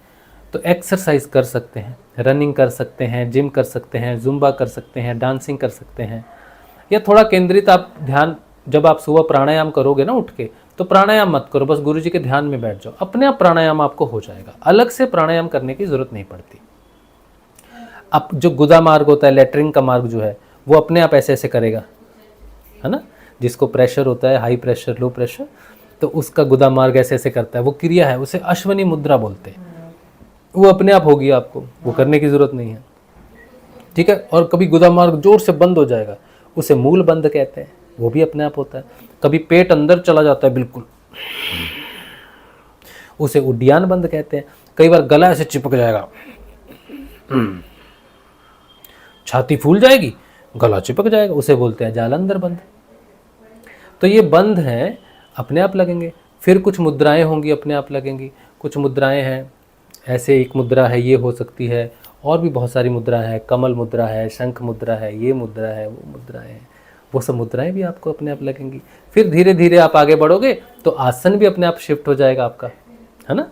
धीरे धीरे आप पद्मासन में पहुंच जाओगे, फिर वज्रासन में पहुंच जाओगे, फिर सिद्धासनों में पहुंच जाओगे। शीर्षासन किसी को पहले भी लग जाता है, किसी को पहले दिन भी शीर्षासन लग सकता है, और बाद में शीर्षासन भी लग जाएंगे, तो सिद्धासन भी अपने आप आपके जीवन में आ जाएंगे।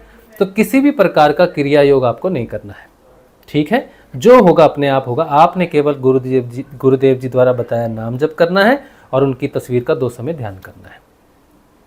अब 2 समय अगर तुम ध्यान ना कर पाओ किसी वजह से, तो सुबह सुबह जल्दी उठकर एक बार ध्यान कर लो 15 मिनट।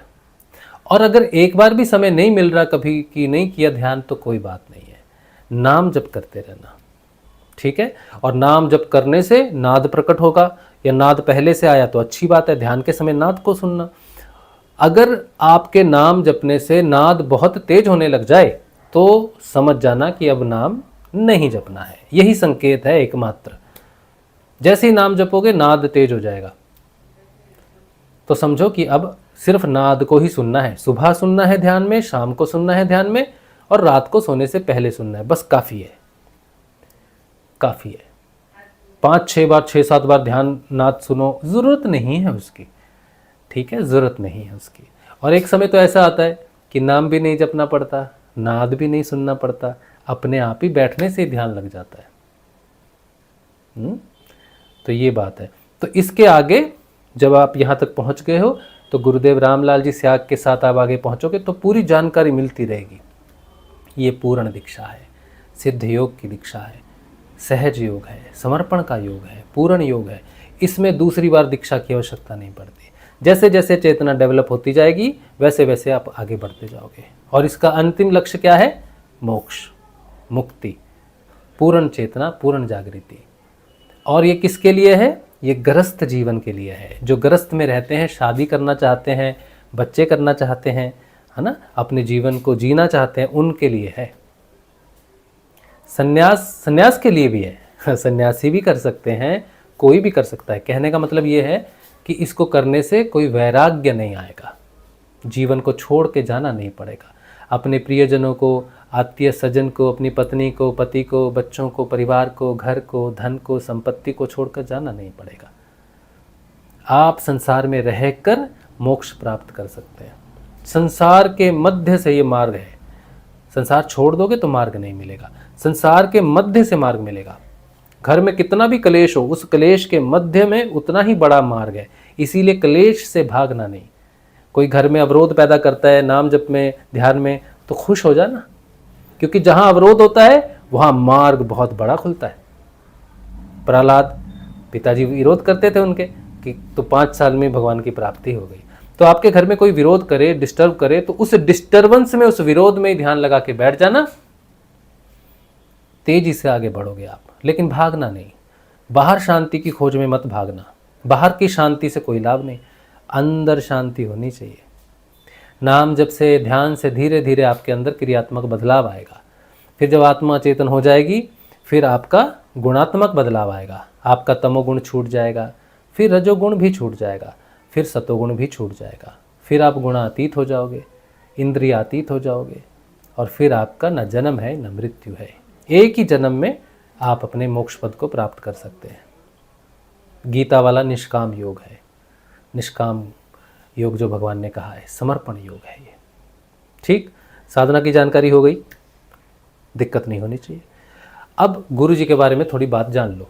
गुरु जी एक ऐसी अवतरित सत्ता है जिन्हें 2 सिद्धियां हुई। पहली सिद्धि उनको हुई निर्गुण निराकार की, गायत्री की, 1969 में, 1 जनवरी 1969 में। ठीक है, उससे उनके शरीर में प्रकाश हो गया, निर्गुण की सिद्धि हो गई, निर्गुण निराकार की। दूसरी सिद्धि उनको 1984 में हुई, वो कृष्ण की सिद्धि, वो सगुण साकार की सिद्धि हुई। तो गुरु जी को ये जो 2 सिद्धियां हुई, निर्गुण निराकार और सगुण साकार की, इससे उनके अंदर एक ऐसी चेतना जागृत हो गई जिसे पूर्ण ब्रह्म कहा जाता है, पूर्ण परमात्मा कहा जाता है। क्योंकि ये 2 सिद्धियां कभी भी किसी को एक ही जीवन में कभी नहीं हुई। किसी को सगुण की सिद्धि हुई तो किसी को निर्गुण में हुई, लेकिन एक जीवन में एक ही सिद्धि हुई।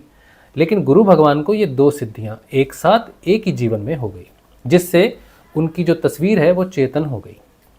उन्होंने कहा कि मेरी तस्वीर को कागज़ पे बना लो, दीवार पे बना लो, पत्थर से बना लो, मोम से बना लो, किसी भी मेटल से, किसी भी मैटर से बना लो, और उसके सामने ध्यान करोगे तो ध्यान लग जाएगा, क्योंकि वो चेतन तस्वीर होगी। तो इन 2 सिद्धियों के कारण गुरु जी की तस्वीर आपको आत्म रूप से चेतन कर सकती है। और इनकी तस्वीर के साथ ही कुंडलिनी जागृत हो जाती है, क्योंकि कुंडलिनी शक्ति पहचानती है कि ये किसकी तस्वीर है। ठीक, गुरु जी की ये खास विशेषता। और गुरु जी ने कहा कि जब तक ये संसार रहेगा तब तक मेरी तस्वीर रहेगी। इसीलिए कभी ये मत सोचना कि गुरु जी तो शरीर में नहीं है, कैसे हमारा मार्गदर्शन होगा। तो मैं भी कभी नहीं मिला उनसे। 2014 में मैंने उनसे दीक्षा ली थी, 13 नवंबर को। आज 11 नवंबर है। 13 नवंबर 2014 को मैंने उनसे दीक्षा ली थी। 2 दिन में मेरे 11 साल पूरे होंगे साधना के। तो तब तो वो शरीर में थे, लेकिन हम उनसे कभी मिल नहीं पाए। बस एक ऑफलाइन वीडियो मिल गया हमें यूट्यूब पे, जिसके माध्यम से उनकी तस्वीर और उनके मंत्र की जानकारी हुई मुझे, और उनकी आज्ञा थी नाम जपो ध्यान करो। हम करते रहे, लेकिन 5 वर्षों में हमने बड़ी अज्ञानताएं की। हमें मालूम नहीं था, इतनी जानकारी नहीं थी कि कैसे साधना करनी है, क्या करना है। तो 5 वर्षों बाद 2019 में जब सारी परिस्थितियां ऐसी हो गई कि हमें गुरु जी को समर्पण करना पड़ा, केवल गुरु मंत्र को ही हमने धारण किया, फिर हमारा ध्यान लगा। 2019 अक्टूबर में, सितंबर अक्टूबर में हमारा पहली बार ध्यान लगा। गुरु जी ने शरीर छोड़ दिया 2017 को, 5 जून 2017 को। गुरु जी के शरीर छोड़ने के 2.5 साल बाद मेरा ध्यान लगा। मैंने कभी गुरु जी से मुलाकात नहीं की, गुरु जी से कभी फ़ोन पर बात नहीं की।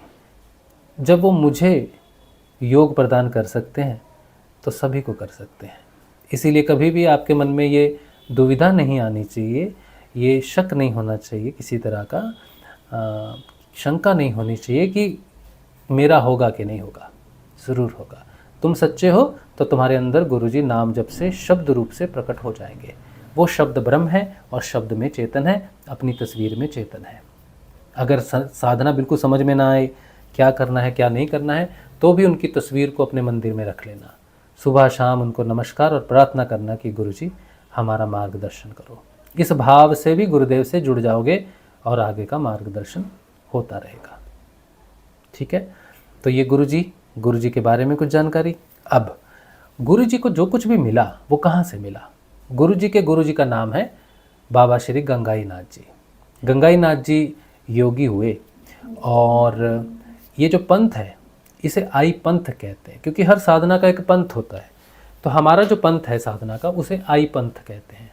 आई का मतलब होता है माता, माँ का पंथ, माँ का मार्ग। तो इसे माँ का मार्ग क्यों कहा गया? क्योंकि जब भी गुरुजी का आप पहली बार ध्यान करोगे तो आपके अंदर जो शक्ति जागृत होगी, जो आपकी साधना को आगे लेके जाएगी, उसका नाम है कुंडलिनी। माँ को हम कई स्वरूपों में जानते हैं, दुर्गा, काली, लक्ष्मी, सरस्वती, संतोषी, इस तरह से अलग अलग माँ के स्वरूप जैसे जहाँ उनकी पूजा होती है।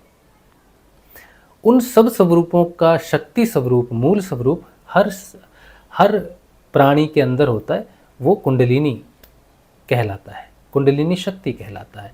लेकिन कुंडलिनी शक्ति जागृत होती है केवल एक ही शरीर में, जो मनुष्य का शरीर हो। जागृति सिर्फ मनुष्य के शरीर में हो सकती है। बंदर, बिल्ली, कुत्ता, इनके अंदर भी शक्ति होती है, लेकिन जागृति नहीं हो सकती, क्योंकि मार्ग नहीं है सहस्रार तक का।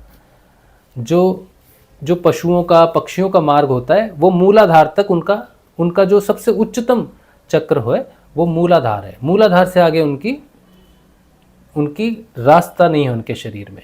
उनके शरीर में सहस्रार नहीं होता, केवल मूलाधार तक रहता है। और मनुष्य के शरीर में वो मूलाधार से थोड़ी ऊपर रहती है कुंडलिनी। ठीक है, तो जब जागृत होती है तो मूलाधार से 6 चक्रों का भेदन करते हुए सहस्रार में अंतिम जगह पहुंच सकती है। तो इसलिए कुंडलिनी केवल मनुष्य योनि में ही जागृत हो सकती है। तो ये जो पंथ है आई पंथ, इसमें वो शक्ति गुरुजी के पहले ध्यान से ही जागृत हो जाती है और अपना रास्ता ऊपर बनाना शुरू करती है। इसीलिए इस पंथ को कहा गया आई पंथ। लेकिन आई पंथ आया कहाँ से? इसकी शुरुआत किसने की? तो आज से कई सौ साल पहले इस कलयुग में जो सबसे पहले गुरु हुए, उनका नाम था मच्छिंद्रनाथ जी। मच्छिंद्रनाथ जी को ये जो ज्ञान मिला वो भगवान शिव से मिला।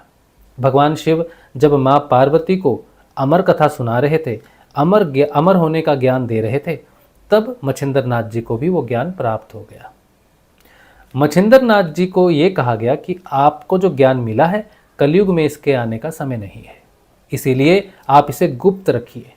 केवल एक ही योग्य शिष्य को देंगे, जब तक कि कलयुग में वो गुरु नहीं आते जो सारे संसार को इसे बांट सके। तो मच्छिंद्रनाथ जी को जो ज्ञान भगवान शिव से मिला, उन्होंने योग्य शिष्य को दिया, और वो योग्य शिष्य भगवान शिव स्वयं थे, जो गोरखनाथ जी के रूप में प्रकट हुए थे। गोरखनाथ जी को ये सारा ज्ञान मिलने के बाद उन्होंने इस सारे ज्ञान को 12 भागों में विभाजित कर दिया। 11 भाग शिव की उपासना को दे दिए, शिव की मार्ग को दे दिए, और एक मार्ग उन्होंने शक्ति की उपासना के लिए शक्ति की तरफ से रख दिया कि शक्ति की तरफ से भी पूर्णता प्राप्त की जा सकती है। ये जो शक्ति का मार्ग था, यही मार्ग कहलाया आई पंथ। और इसमें एक गुरु और एक शिष्य की परंपरा में कई नाथ आए, कई सिद्ध आए। नवनाथों की बात सुनिए ना आपने, नवनाथ जो है वो अमर है हमेशा। तो इसी तरह से एक नाथ से दूसरे नाथ के पास, नाथ से कोई सिद्ध आया होगा, सिद्ध से नाथ आया होगा, नाथ से सिद्ध आया होगा। सिद्ध किसे कहते हैं? जो गृहस्थ परिवार में रहकर साधना करते हैं, सिद्ध कहलाते हैं। और जो संन्यास मार्ग में रह के साधना करते हैं, उन्हें नाथ कहते हैं। तो इस मार्ग में कई ऐसे गुरु आए जो गृहस्थाश्रम से थे, और कई ऐसे गुरु आए जो संन्यास आश्रम से थे। इसीलिए ये साधना सिद्ध योग जो है, इसको गृहस्थ से भी जोड़ा जाता है, गृहस्थ वाले भी इसे कर सकते हैं। तो आप गृहस्थ में हो सकते हो, संन्यास में हो सकते हो। तो जैसा कि भगवान शिव ने कहा था कि जब तक वो गुरु प्रकट नहीं होता कलयुग में जो सबको दे सकता है, तब तक एक गुरु एक शिष्य परंपरा रहेगी और गुप्त रहेगी। तो जो बाबा गंगाईनाथ जी की जो फोटो दिखाई, हमारे गुरु जी की फोटो जो हमने आपको दिखाई थी, वो अंतिम अकेले गुरु हैं जिन तक ये मार्ग गुप्त रहा। उन्होंने ये शिक्षा, ये शक्ति, ये ज्ञान जब गुरु जी को प्रदान किया, उसके बाद उन्हें आदेश किया कि अब तुम सबको दे सकते हो, अब एक शिष्य ढूंढने की आवश्यकता नहीं है, अब ये कलयुग में इसका प्रकट होने का समय हो गया है। तो ये जो सिद्ध योग का जो ज्ञान है जो आपको मिल रहा है, ये गुप्त ज्ञान था। लेकिन कलयुग का एक ऐसा समय आ चुका है जहाँ पर अब मानव अमरता को प्राप्त करेगा। इसीलिए ये ज्ञान अब खुल के हर माध्यम से आप तक पहुँच रहा है। इसीलिए इस बात की शंका नहीं करना कि ये तो गुप्त होते हैं, गुरु तो गुप्त होते हैं, ये कैसे आत्म जागृति वाला मंत्र प्रकट हो गया। ऐसी बातें होती हैं और सही भी हैं। लेकिन क्योंकि अब ऐसा समय आ चुका है कि साधारण मानव को भी आत्मचेतन होना है, इसीलिए गुरु जी के माध्यम से सहज रूप से आप तक पहुंच रहा है। ठीक है, समझ गए साधना कहाँ से आई, क्यों आई, कैसे आई, किस लिए आई, किसके लिए है, और साधना कैसे करनी है। गुरु जी की तस्वीर का ध्यान करना है। क्यों करना है? चेतन तस्वीर है। कौन सा मंत्र जपना है? जो गुरु जी ने दिया है। बस ये मंत्र जपने से आपकी सारी त्रिविध ताप शांत हो जाएंगे। ये जो साधना है इसे सिद्ध योग की साधना कहते हैं। और सिद्ध योग साधना के बारे में मच्छिंद्र नाथ जी जो पहले गुरु हुए कलयुग के, उन्होंने कहते हैं कि सिद्ध योग जो है ये वेद रूपी कल्पतरु का अमर फल है। वेद मतलब शब्द, तो ये साधना क्या है? शब्द रूप है। और कल्पतरु का अमर फल है। तरु का मतलब होता है वृक्ष, तो कल्पतरु मतलब अमर वृक्ष का अमर फल है। शब्द अमर है, शब्द रूपी वो वृक्ष है जिसके डाल पर कौन बैठता है? द्विज बैठता है और उसका फल का सेवन करता है। ठीक है, तो ये वेद रूपी, शब्द रूपी, दिव्य अमर वृक्ष का अमर फल है। इसका सेवन द्विज करता है। द्विज कौन होता है? जो गुरु जी का नाम जपते हुए हृदय में प्रवेश करता है, आत्म रूप से चेतन होता है, उसे द्विज कहते हैं। ठीक है, तो द्विज हो जाओगे तब आप इसका सेवन करना शुरू कर दोगे। ये अमर फल है, ये आपको अमर कर देगा। तो वे सिद्ध योग वेद रूपी कल्पतरु का अमर फल है। इसके सेवन से त्रिविध ताप शांत होते हैं। त्रिविध ताप कौन से? अधिदैविक, अधिदैहिक और अधिभौतिक। भौतिक संताप जो भी है संसार के, जो भी संकट है, उनमें शांति होगी। दैहिक शरीर के जो भी ताप हैं वो भी शांत होंगे। और दैविक जो कार्मिक हैं, दिव्य हैं, देवों से है, या जैसे भी जो भी कोई काला जादू, पीला जादू, हरा जादू, जो भी बाहर से संकट आते दैविक रूप से, मंत्रों से किसी ने कर दिया, किसी ने श्राप दे दिया, किसी ने कुछ कर दिया, जन्म पत्रिका में कोई दोष है, मंगल दोष, बृहस्पति दोष, जो भी दैविक ताप है वो भी ठीक हो जाएंगे। अलग से कुछ नहीं करना पड़ेगा। तो त्रिविध ताप शांत होते हैं और संपूर्ण ज्ञान विज्ञान की प्राप्ति हो जाती है। क्योंकि जब मनुष्य स्वयं को जान लेता है तो उसे सारे ब्रह्मांड का ज्ञान हो जाता है और अंत में मोक्ष पद का लाभ होता है। ये इसका पूरा विवरण है सिद्ध योग का। ठीक है, ये जानकारी मैंने आपको दी है, ये बहुमूल्य है, इसका कोई मूल्य नहीं है। इसका मूल्य केवल आपका समय है, जो 1 घंटा मैंने कहा था पूर्ण हो गया। मैंने कहा खत्म, बस। चलिए अब हम प्रश्न उत्तर लेंगे। अब आपको अगर ये जानकारी मिली है ना, अब आपको गुरुजी की जानकारी चाहिए होगी ना, जिससे हमने कहा था हम लिंक भेजेंगे, तो इस वीडियो के नीचे में हमने वो लिंक दिया हुआ है। अगर वो लिंक नहीं मिलता है वीडियो से, तो अब आप हमको व्हाट्सएप कर देना ज़रूर। लिंक ले लिया, ऑनलाइन ले लिया, तो भी हमने एक व्हाट्सएप ग्रुप बनाया है जिसके माध्यम से हम प्रश्नों के उत्तर देते हैं। तो साधना में आपको 3-4 महीने जुड़े रहना पड़ेगा, ताकि आपको प्रश्न होंगे आपके, उनके उत्तर आपको मिले। तो एक व्हाट्सएप ग्रुप में हम आपको ऐड कर देंगे। निःशुल्क है साधना, निःशुल्क है व्हाट्सएप ग्रुप, सब कुछ निःशुल्क है, कोई पैसा लेने देने की बात नहीं है। ठीक है, आप हमको व्हाट्सएप कर देंगे। क्या नंबर है हमारा, सुन लीजिए ध्यान से, 8777 3 बार 7, फिर 2, फिर 111 3 बार 1 1 1 1, फिर 39। हिंदी में बोल रहे हैं, 8 7 7 7 2 1 1 1 3 9। ठीक, 8, फिर से बोल रहे हैं इंग्लिश में, 8 777 2 111 3 9। नाम हमारा राज शिव। ये हमने नंबर चैट मैसेज में दे दिया है, और नीचे भी दिया हुआ है, डिस्क्रिप्शन में भी दिया हुआ है। ठीक है, इस वीडियो को थोड़ा पीछे कर लेना, ऐसे 2 बार टैप करके, तो 10 सेकंड पीछे चला जाएगा। ठीक है, तो बार बार सुनने से भी मिल जाएगा। ठीक है, तो हम आपको वो सारी जानकारी भेज देंगे। काम हो गया। चलिए अब आपके प्रश्न उत्तर जो अभी लोगों ने पूछे हैं, उनका समाधान देखते हैं, बात कर लेते हैं। आप सभी को जय श्री गुरुदेव, जो भी इस सत्संग को लाइव देख रहे हैं। और हाँ, ये मिल जाने के बाद जो है, ये साधना मिलने के बाद, ये जो प्रोग्राम हम करते हैं ना, सत्संग रोज़ करते हैं, इसका टाइमिंग रहता है 7:30 7:15 से लेकर 9 या 9:30 के बीच में, कभी भी हो सकता है, समय के अनुसार। अगर आप सब्सक्राइब करके रखेंगे चैनल को, वो घंटी दबा के रखेंगे, तो आपको नोटिफिकेशन आ जाएगी कि ये लाइव चल रहा है। नहीं तो फिर आप इसको रिकॉर्डेड भी देख सकते हो अगले दिन, सब्सक्राइब करके रखेंगे तो। ठीक है, चलो चलिए, जय श्री गुरुदेव आप सभी को जो भी सुन रहे हैं। जय श्री नारायण जी। GH राठौड़, ये इनका आईडी है। इन्होंने प्रश्न किया है, कहते हैं, भाई मैं जब भी ध्यान करती हूँ तो आँखों से आंसू बहुत आते हैं। मुझे गुरुजी और दादा गुरुजी के शरीर रूप में थे, तब वो नहीं मिले, और कितने सालों बाद मिले, लेकिन अब वो इस नश्वर दुनिया में नहीं है। ये बिल्कुल गलत बात है। गुरुजी कहीं भी नहीं गए, गुरुजी कहीं भी नहीं गए। अगर गुरुजी चले ही जाते तो हमारा ध्यान ही नहीं लगता। ये जो मैं बात कर रहा हूँ आपके सामने, क्या अपनी क्षमता से कर रहा हूँ? ये जो प्रचार हो रहा है, क्या मेरी क्षमता से हो रहा है? ये उन्हीं के कारण हो रहा है। आप भौतिक दुनिया को जानते हैं, इसलिए सोचते हैं कि भौतिक दुनिया में ही बात करने से ही चीज़ें समझ में आती हैं। हम जो कुछ भी सत्संग में बता रहे हैं, ये हमें अंदर से कैसे प्राप्त हो रहा है, कैसे मिल रहा है, कौन दे रहा है, कौन दे रहा है? ऐसा मत सोचिए, ऐसा मत सोचिए। और आंखों से आंसू आना भी क्रिया है, भाव है। ठीक, चलो, गुरुजी कहीं नहीं गए। अच्छा, फिर से इन्होंने आगे कुछ लिखा है, मैं हमेशा गुरुजी को ढूंढती थी। कुंभ मेले में, हरिद्वार में,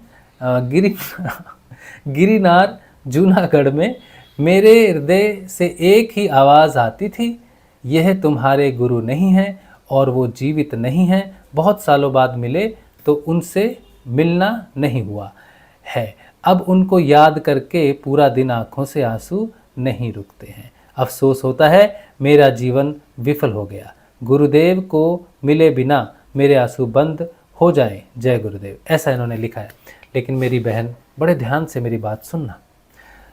गुरुजी जरूर मिलते हैं। मैंने भी गुरुजी को देखा है और मैंने गुरुजी को स्पर्श भी किया है और मैंने गुरुजी की गोदी में सिर भी रखा है, लेकिन मैं भौतिक रूप से उनसे कभी नहीं मिला। जिस दिन मेरा ध्यान लगना था, जब मैंने गुरुजी को पूर्ण समर्पण किया 2019 में, तो एक रात जिस दिन मैंने उनको समर्पण कर दिया था, उस रात मैं सोया तो रात को गुरुजी मेरे स्वप्न में आए। बहुत बारिश हो रही थी, गुरुजी भीग नहीं रहे थे। मैं एक शेल्टर के नीचे खड़ा था। मैंने देखा गुरुजी हैं, मेरे हाथ में लैपटॉप था, तो मैंने लैपटॉप रखा, लैपटॉप कहीं भीग ना जाए। मैं गुरुदेव जी के पास गया, मैं भी भीग नहीं रहा था। गुरुजी जो एक लंबी सीढ़ियाँ बनी हुई थी, बाहर बड़ा कोई ऑडिटोरियम था जहाँ जैसे गुरुजी का कोई प्रोग्राम होना हो, तो गुरुजी वहाँ पर सीढ़ियों पर बैठ गए। बारिश उन्हें भिगो नहीं रही थी, मैं भी नहीं भीग रहा था। मैं गुरुजी के पास गया और गुरुजी को नमस्कार किया और रोने लग गया। मेरा हृदय भर गया, मेरा कंठ अवरुद्ध हो गया। मेरे इतना दुख, इतना तकलीफ जीवन में था, शरीर से, भौतिकता से, हर तरफ से मैं दुखी था। मैं इतना रोया कि मेरा कंठ अवरुद्ध हो गया, सांस रुक गई। और गुरुजी का चेहरा मैं देख रहा हूँ, वो मंद मंद मुस्कुरा रहे हैं, बस कुछ नहीं बोल रहे, खाली मैं रो रहा हूँ। और इतना अवरुद्ध हो गया मेरा गला कि मैंने उनकी गोदी में अपना सिर रख दिया और रोता रहा। इतना रोने के बाद जब गला रुक ही गया, प्राण रुक ही गए, तो मेरी नींद उठ गई। मैं जाग गया, मैंने ज़ोर से सांस ली। ये क्या हुआ? गुरुजी आए, सांस रुकी हुई है। सांस ली मैंने अच्छे से। फिर जब ठीक हुआ, फिर मैंने कहा चलो ठीक है, गुरुजी दर्शन हुए। पहली बार 5 वर्ष के बाद पहली बार गुरुजी के स्वप्न में दर्शन हुए। फिर मैं सो गया, फिर वही सपना वहीं से शुरू हुआ। फिर मैं गुरुजी को देख रहा हूँ, रो रहा हूँ, गुरुजी मंद मंद मुस्कुरा रहे हैं और मेरे हृदय में एक ही बात चल रही है, गुरुजी मैं बहुत दुखी हूँ, मैं बहुत तकलीफ़ में हूँ, मुझे बचाओ गुरुजी। बस वही एक समय मैंने गुरुजी की गोदी में से रखा, गुरुजी को देखा, स्पर्श किया और अगले ही दिन मेरा ये जो हृदय चक्र होता है ना, ये घूमना शुरू हो गया, हार्ट बीट ऊपर आनी शुरू हो गई। और 7 दिन ऐसा कार्यक्रम चला और फिर एक दिन तेज गति से घूम गया और खुल गया। उसके बाद मैंने ध्यान में प्रवेश किया। ध्यान में प्रवेश करते ही मैंने पहली बार भगवान के दर्शन किए। गुरुदेव ने कहा था कि जब तुम ध्यान में जाओगे तो ये जो परमात्मा यहाँ रहता है वो यहाँ आएगा और तुम्हें दर्शन देगा, तो मेरे को यहाँ देखो, मेरा ध्यान यहाँ करो। गुरु जी का ध्यान करते हुए जब मैं जागृत हुआ, जब गुरु जी के स्वप्न में दर्शन हुए 5 वर्षों बाद, हृदय चक्र खुला, तब जब मैंने ध्यान किया तो मुझे गणेश जी के दर्शन हुए। मैंने गणेश जी को साक्षात देखा, एक क्षण भर का वो दर्शन था। इससे पहले कि मैं कुछ समझ पाऊँ वो गायब हो गया। इस तरह से मैंने गुरुदेव के स्वप्न में दर्शन किए जागृति से पहले, और जागृत होने के बाद उनके गणेश स्वरूप में आज्ञा चक्र में दर्शन किए। अब आप सोचेंगे गणेश तो देव हैं, नहीं। गणेश भगवान मूलाधार के स्वामी हैं, नहीं। आप भगवान का विराट स्वरूप देखना, भगवान श्री कृष्ण का विराट स्वरूप, उसमें शिव भी दिखेंगे, हनुमान भी दिखेंगे और गणेश जी भी दिखेंगे। तो भगवान के विराट स्वरूपों में मुख्य चेहरा आपको नारायण का दिखता है, लेकिन जो बाकी चेहरे दिखते हैं वो भी विराट स्वरूप का हिस्सा है, भगवान ही हैं गणेश जी। और जिस दिन मुझे गणेश जी के दर्शन हुए उसके बाद ये सत्संग की धारा, ये ज्ञान की धारा बहने लग गई। जिस देव के हमें सच्चे दर्शन होते हैं वो देव हमारे अंदर प्राण प्रतिष्ठित हो जाता है। गुरु जी के सच्चे दर्शन हुए तो आत्मा जागृत हुई, क्योंकि गुरु ही आत्मा है। और गणेश जी के दर्शन हुए तो इस साधना में कोई बाधा नहीं आती है, सब ज्ञान के स्वरूप में वो हमारे सामने हमारा रास्ता जो है साफ कर रहे हैं। देखो हम साधना में चल रहे हैं तो कहते हैं ना गणेश विघ्न हरता है, तो हमारी साधना कैसे चल रही है। मैं तो कोई नौकरी भी नहीं करता, फिर भी मेरा परिवार चल रहा है, सत्संग से चल रहा है। कोई प्रश्न हो, कोई असुविधा हो, शरीर में हो, लोगों से हो, सारा मार्ग अपने आप साफ हो रहा है, मैं कुछ भी नहीं कर रहा। जो देव दिखेंगे उनकी सारी प्राण प्रतिष्ठा आपके अंदर होगी और वो गुण आपके अंदर प्रकट होंगे। ये सच्चे दर्शनों का एकमात्र प्रमाण है। गुरु जी कहीं नहीं गए। इस तरह से मत सोचो, भौतिकता में कुछ नहीं मिलता। भौतिकता में तुम्हें गुरु मिल भी जाते, तुम्हें कुछ नहीं दे पाते। गुरु जी ने कहा है कि मैं तुम्हें कुछ नहीं दे सकता, जो मिलेगा तुम्हें अंदर से मिलेगा। इसलिए इस तरह की बातें, अज्ञानतापूर्ण बातें मत करो, इस अज्ञानता में मत रहो। गुरु जी ने, दादा गुरुदेव ने, गंगाई नाथ जी ने जब शरीर छोड़ दिया तो गुरु जी के मन में ये विचार आया था कि 3 साल की उम्र में भौतिक पिता छोड़ गए और जब गुरु मिला तो वो भी छोड़ के चला गया। लेकिन फिर गुरुजी को अंदर से मार्गदर्शन बाबा का प्राप्त होना शुरू हुआ। तो फिर एक बार गुरुजी ने अपने सत्संग में कहा कि जितना मार्गदर्शन अंदर से मिल सकता है बाहर से नहीं मिल सकता। अंदर से वो कई गुना प्रभावी हैं। बाहर से तो सिर्फ बता सकते थे, अंदर से तो साक्षात्कार करवा देते हैं। तो गुरु आंतरिक है, शरीर नहीं है। ठीक है, चलो आपके माध्यम से, आपके प्रश्न के माध्यम से बहुत सारे लोगों को एक अच्छी जानकारी मिल गई। गुरप्रीत सिंह कह रहे हैं जय श्री गुरुदेव जी। जय श्री गुरुदेव भैया। प्रश्न नहीं है, ठीक है। स्वाति बोरीकर जी कह रहे हैं क्रिया योग कब तक होता है, किसके आगे का स्टेप क्या है?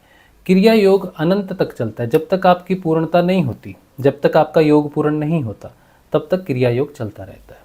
ठीक है, और क्रिया योग के साथ साथ ध्यान योग भी चलता है। दोनों एक साथ भी चलते हैं। पहले सिर्फ क्रिया योग चलता है, फिर आत्म जागृति के बाद ध्यान योग भी चलता है। क्रिया योग और ध्यान योग दोनों एक साथ चलते रहते हैं। जब ध्यान योग पूर्ण हो जाएगा तो क्रिया अपने आप समाप्त हो जाएगी। ठीक है। पंडित नरहरि प्रसाद कह रहे जय श्री गुरुदेव। कोई प्रश्न नहीं है? नहीं है, नहीं है, ठीक है। और गुरु गोपाल केसरी कह रहे हैं आपकी सभी बातें सत्य हैं 1001%। सभी बातें अनुभव से आती हैं और हमने अपना अनुभव आपके सामने रखा है और यही बात है। तो आप अब क्या कर सकते हैं, अगर तो आप इस वीडियो का प्रचार करेंगे तो सबसे पहले इस वीडियो को आपको लाइक करना है। लाइक करने से लोगों तक पहुंचता है कि वीडियो अच्छा है। फिर आप इसको शेयर करें और अपने पास सेव करके रख लें। इसको अपने मोबाइल में इसका लिंक सेव करके रख लें। कोई आपसे पूछे कि भाई सिद्धयोग की साधना कैसे करनी है, तो आप ये वीडियो उनको भेज देंगे, काम हो जाएगा। ठीक है, ये वीडियो आपके लिए, गुरुदेव के प्रचार के लिए बहुत सहायक सिद्ध होगा, इसलिए इसको सेव करके रख लीजिए। ठीक है, और क्या सहयोग कर सकते हैं? जो सक्षम है, जो सत्संग चलाने में सहयोग कर सकते हैं, ठीक है, योगदान कर सकते हैं आर्थिक रूप से, वो करें। लेकिन सिद्ध योग के लिए कोई पैसा नहीं है, पूर्ण रूप से निःशुल्क है। ये सत्संग भी निःशुल्क है। लेकिन जो समर्थ हैं, अगर वो हमारे साथ आएँ और हमें ये प्रोग्राम को लगातार चलाने में सहायता करते रहेंगे तो हम इस प्रोग्राम को करते रहेंगे। ठीक है, बस यही बात है।